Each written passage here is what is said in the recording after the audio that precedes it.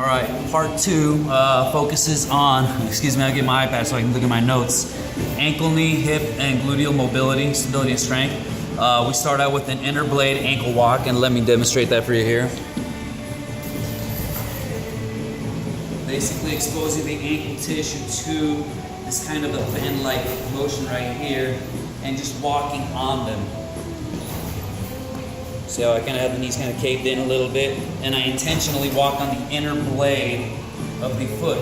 The next one is opposite, is the outer blade ankle walking, so you can see how we expose the ankles to this range of motion right here to just get the tissue built up and used to the thought of possibly, taking some kind of a traumatic exposure to that, in an awkward landing or landing on somebody's foot. That's where something like that can be directly transferable in volleyball gameplay. The next one is the valgus squat, and this is just to get the knee tissue, knee, the hips, the glutes, all used to weird squats, okay? This isn't inappropriate squat, right? I mean, we don't squat like that, but we see that happening all the time in certain positions and plays in active play there, right? So might as well practice this kind of thing under a controlled setting to get the tissue used to this. Now this is called a valgus squat because the inner quads right here are the ones kind of taking this load right here, putting the ankles, hips, in this kind of awkward position. And you can even do the opposite of that if you do a squat where you intentionally kind of bring the knees outwards. Now, how you as an athlete or a coach uses this depends on the current health and condition as an athlete, okay? Not everybody can go through those motions like I did right there maybe. You might have to take it easy if you have a pre-existing injury, or I'm not sure what your deal is right now, Here we go. The next one is a lateral monster walk. I need to get a tool, so I'm gonna pause this while I get it ready. Okay, so the lateral monster walk, you need some kind of a band to create resistance between the feet here.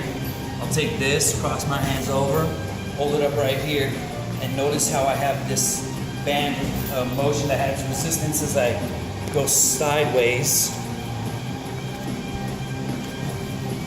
This is to develop the strength in your glutes, glute minimus, glute medius, with this lateral kind of movement right here. And it'll actually help build stability to eliminate some problems that is common amongst volleyball players and actually a lot of people.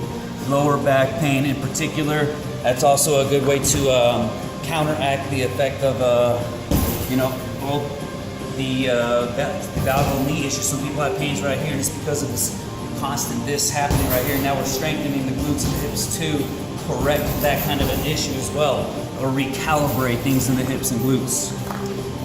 The next one is a forward and reverse monster walk, using the same tool, same concept, except this time you apply it while you're doing a forward and reverse motion. So here we go, I have that resistance going on right here. Hips are square.